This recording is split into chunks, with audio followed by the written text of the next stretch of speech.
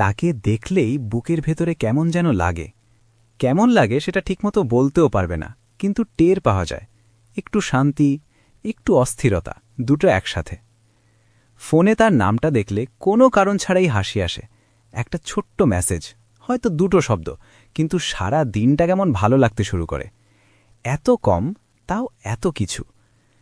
কেন এমন হয় জানো? এটা শুধু ভালো লাগা না, এটা আসলে তোমার ব্রেইনের ব্যাপার। তুমি তাকে ভাবলেই ব্রেনের ডোপামিন রিলিজ হয়, যেটাকে বলে ফিল গুড হরমোন। মানে হলো, তুমি শুধু তাকে ভেবেই নিজেকে ভালো অনুভব করিয়ে ফেলছ।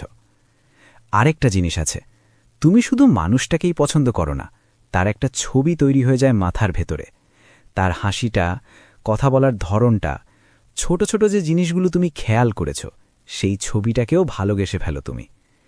আর ক্রাশের সবচেয়ে সুন্দর জায়গা কোনটা জানো? ওই না জানা অংশটা। সে কি আমাকে একটু আলাদাভাবে দেখে? আমার কথা কি কখনো মাথায় আসে তার? সে কি কিছু বোঝে? এই প্রশ্নগুলোর উত্তর না জানাটাই ভেতরে একটা টান তৈরি করে রাখে। আর সেই কারণেই এই অনুভূতিটা এত কাঁচা, এত সুন্দর। কিন্তু একটা কথা মনে রেখো, এই ভালো লাগাটা উপভোগ করো, পুরোটা। শুধু নিজের মনের শান্তিটা কারো রিপ্লাইয়ের উপর ছেড়ে দিও না। কারণ সত্যিকারের ভালোবাসা তোমাকে অস্থির করে না, সে তোমাকে নিরাপদ অনুভব করায়, শান্তভাবে, গভীরভাবে, নিঃশব্দে। নিচে কমেন্ট করে জানাও, তোমার জীবনেও কি এমন কেউ আছে?